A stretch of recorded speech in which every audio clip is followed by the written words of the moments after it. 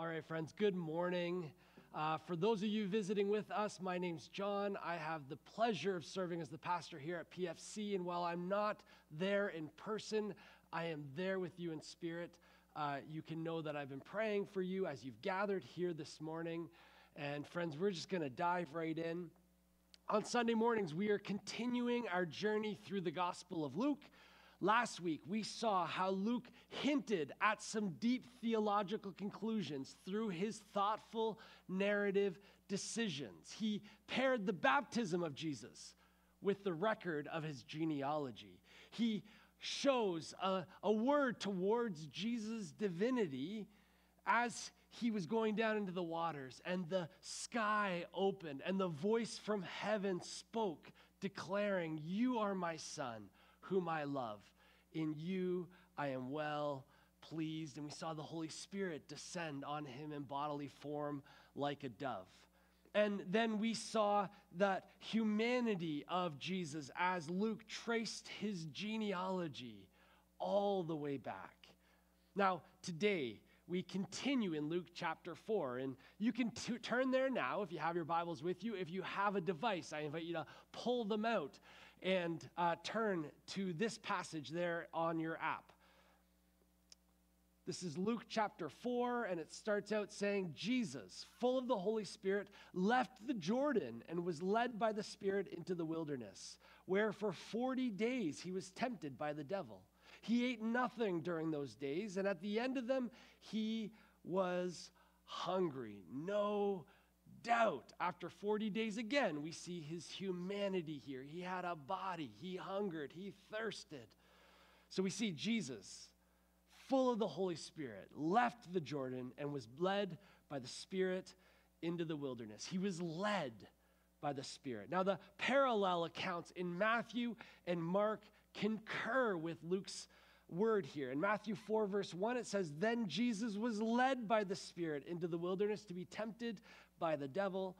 And in Mark 1, verse 12, it reads, "At once the Spirit sent him out into the wilderness." In all of these accounts, we see that Jesus was compelled by the Holy Spirit following his baptism. He had business he had to take care of. So for 40 days, he was out in the desert. And during that time, he ate nothing. Now, in Deuteronomy 9, the great leader Moses went up onto the mountain to receive the stone tablets of the covenant. Now, every Jewish person knew the story. So as Luke recounted this event with Jesus going into the desert, they would have thought of this parallel. They all knew that Moses remained on that mountain for 40 days, and he ate no bread and he drank no water. Now, those stone tablets that Yahweh gave to Moses laid out the terms of the covenant that were to direct the community life of Israel after God's desires for the community. Now, additionally, the 40 days in the wilderness parallels the 40 years that Israel wandered in the wilderness. Where Israel missed the mark, Jesus is being shown to hit the mark, to remain faithful. Well, there, the text says that Jesus was tempted by the devil. Now, for some, this image may be a difficult one. Pastor and author Brian Zahn frames these interactions this way. He says, "I certainly believe Jesus encountered Satan in the wilderness and was tempted, but I don't think the devil showed up in a red suit, sporting a tail and a pitchfork. It wasn't cartoonish. It was far more subtle and insidious than that. I suspect the Satan came to Jesus the same way he comes to you and me, disguised as our own thoughts, just like the temptation of Adam and Eve in the Garden of Eden. I've never met a talking snake, but I've sure had some serpentine thoughts crawl through my head." So in all of this, Jesus has been declared God's special son. We saw that at the baptism. And despite everything that he had been told about the events of his birth and his early life, experiencing this declaration of him being the beloved Son, that the sky opening, the Holy Spirit descending like a dove, that event would have been striking for Jesus even still. It would have required him to enter into some thoughtful reflection. He knew the divine proclamation was a calling. It was an invitation for him to step into his destiny. But the question remained, what kind of Messiah would he be? What kind of Messiah would he be? And so in chapter 4, verse 3, the devil said to him, "If you're the Son of God, tell this stone to become bread." Tell this stone to become bread. He says, if you're the Son of God. If you're the Son of God. The tempter's voice directly challenges the divine proclamation that Jesus heard at his baptism. It's framed in a way that calls into question the validity of Jesus' baptism blessing. It's as if the devil's saying, are you sure that you heard that voice? I don't know, Jesus. Do you really think that God delights in you? What have you done? That seems far-fetched to me. Why don't we test this blessing of yours? Let's settle this once and for all. If you're the Son of God, surely you can turn those stones into bread. Just do that, this little task, and then we'll know all that God said about you is true. Jesus is asked to prove himself. But friends, this is far more than simply a temptation to make a few loaves to ease his own hunger. If Jesus could turn stones into bread, he could feed the entire world. This temptation works on multiple levels.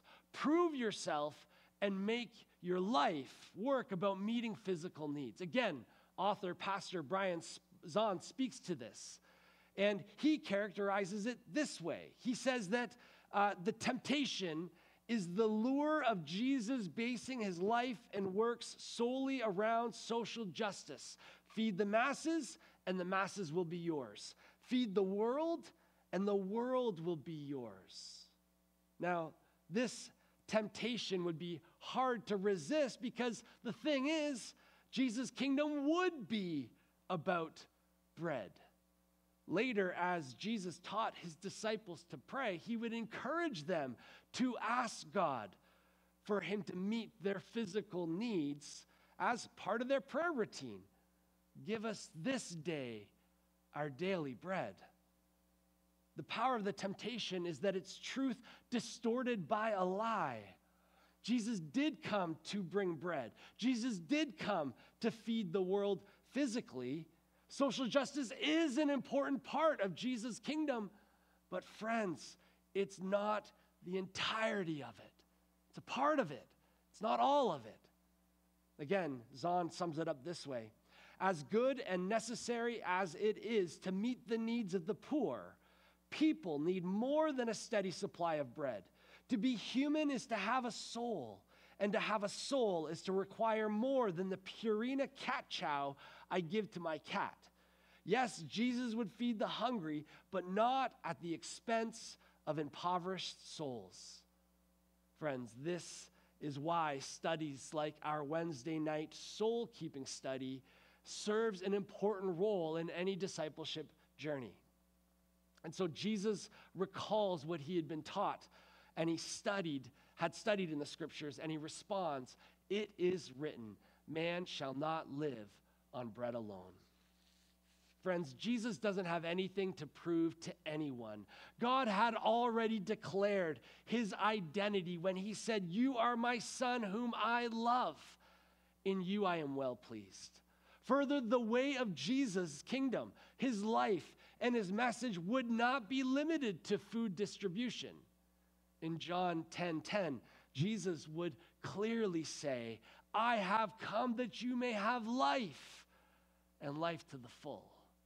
I have come that you may have life, and life to the full. Following Jesus is about bread and basic needs, but it's about so much more. It's about abundant life. Friends, the text continues in verses 5 and following. The devil led him up to a high place and showed him in an instant all the kingdoms of the world. And he said to him, I will give you all their authority and splendor. It has been given to me. I can give it to anyone I want to. If you worship me, it will all be yours. All be yours. Friends, what was Jesus able to see in this moment? Did he catch a glimpse of all the empires spanning the history of humanity? Did he see the Turkic Khaganate, the Han imperial dynasty, the Ming dynasty, the Sassanian Empire, the Empire of Japan, the French colonial empire, the Empire of Brazil, the Rashidun Caliphate, the Portuguese Empire, the Spanish Empire, the Russian Empire, the Mongol Empire, the British Empire, the Soviet Union, the United States? Did he see it all? What if Jesus was given a snapshot of history, shown all the kingdoms and empires of history in all their glory? Now, he would have been able to see that they had come to power through military might and economic dominance. He would have seen the suffering they had caused as they rose to prominence. And here the promise is made. They can all be his. Just worship. Just bend a knee. All these kingdoms can rise and fall without suffering. Scholar Marcus Borg calls this the imperial temptation of military and economic power. All the empires with their vast armies and riches are dangled in front of Jesus. The devil is offering Jesus a shortcut from the real work of love. Jesus knew that his path would be marked by suffering. This was a temptation to detour around all of that. But friends, Jesus was determined. His kingdom would not come like every other empire by power and might and control and exploitation and greed and manipulation and violence. No, Jesus' kingdom would come by love and through love alone. It is written, worship the Lord your God and serve him only. The text continues, verse 9 and following. The devil led him to Jerusalem and had him stand on the highest point of the temple. If you're the Son of God, he said, throw yourself down from here. For it is written, he will command his angels concerning you to guard you carefully. They will lift you up in their hands so that you will not strike your foot against a stone. Again, you see it? If you're the Son of God, if you're the Son of God, there it is again, another direct challenge to Jesus' identity. This time, though, rather than doubt his identity, the devil tries to get Jesus to reassign the meaning of being the beloved Son of God. And this time he uses Scripture to try to prove his point. He says he will command his angels concerning you to guard you carefully. They will lift you up in their hands so that you will not strike your foot against a stone. He's quoting from Psalm 91. Now, the devil is a great deceiver. See, Jesus had combated temptation with Scripture. And so now the devil uses Scripture to make his argument about redefining Jesus' understanding of being God's Son. These words are a promise of protection. If Jesus is God's Son, then God won't allow him to be hurt or to die. Now, here's the thing. This isn't just about testing God. It's about defining what is rightfully his as the Son of God. This is a temptation to live into the spotlight. Come on, Jesus, as God's Son, you deserve this. This is yours. It's to steal the hearts of the masses through sensational entertainment. How many times has someone jumped off the pinnacle of the temple and survived, lived to tell the tale? It's the lure of celebrity. Jesus could make a spectacle of himself and easily win fame and fans. And as the Son of God, shouldn't he? It's like the devil saying, keep the people entertained and dazzled. Jesus, this will be yours forever. You can prove you're God's son with a supernatural show of splendor. Make the jump, Jesus. Who could ever doubt that you are indeed the Son of God? Now, friends, in many ways, this temptation comes to all of us to stand out and above from the ordinary masses. It's the temptation to impress, to dazzle, to live a life of sizzle that doesn't base itself in substance.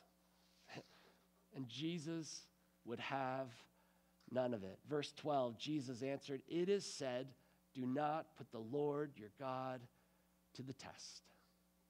So friends, following his baptism, where he received the divine proclamation of being the beloved Son who brings God pleasure, Jesus was whisked away by the Holy Spirit to do some work in the wilderness. Now the question driving all of this, how would Jesus live into his identity?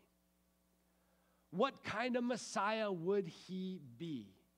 You see, Jesus was going to return from the wilderness, and upon his return, he would begin proclaiming the coming of the kingdom of God. And remember, friends, that Jesus walked a particular land as a part of a particular people, and he did all this at a particular time. And this passage comes to us with a backdrop of first century Palestine, with all of its political upheaval and the across the board general expectations of messianic return, of messianic arrivals coming to rescue the Jews from oppression. But friends, according to Luke, Jesus battles all the different options for how he could be Messiah, and he rejects them all. For Jesus, the idea of God's kingdom breaking into the world was about a desire for God's intentions to be made real here on earth. God's kingdom and rule are about restoring shalom, peace, wholeness, fullness. Peace, wholeness, and fullness between God and us. Peace, wholeness, fullness between us and others. Peace, wholeness, and fullness between us and ourselves. Peace, wholeness, fullness between us and the world we live in. Friends, this is why Jesus came. To restore peace, to restore shalom, wholeness, fullness that's been broken in our world on so many levels. Now, when we look at Jesus' temptations, we know that we too are tempted. Now, we probably won't be tempted in the exact same way, but the reality is we will face similar temptations in our time. Now, for Jesus, it was about what sort of Messiah will he be. Friends, every day we face the same temptation. What sort of follower of Jesus will we be? What sort of Christian will we be? What will come to mark our attitudes and our actions? In many respects, those three temptations come down to us. The temptation to hijack God's agenda for our own, turn bread into stone, hijack the agenda. And we're called to serve God's agenda, not our own. The agenda to take the world with power and might. What about pursuing God's agenda, but doing so using worldly means, worldly power, worldly control, worldly manipulation? The temptation is there. What about the temptation to stand out and impress? Well, that's there for us too. What sort of Jesus follower will we be? What sort of Christian will mark the lives that we live? Friends, may we choose to follow Christ in pursuit of his kingdom and his righteousness. Let's pray. Gracious Father, I just thank you that you have shown us in parallel accounts in the scriptures of Jesus and his faithfulness, of Jesus wrestling with the question of what sort of Messiah would he be, and the temptation to choose other paths. And yet Jesus chose rightly. He chose your agenda. He chose to pursue your kingdom and your righteousness. So may we follow after Christ, pursuing only him, his kingdom and his righteousness. It's in the name of Jesus we pray. Amen.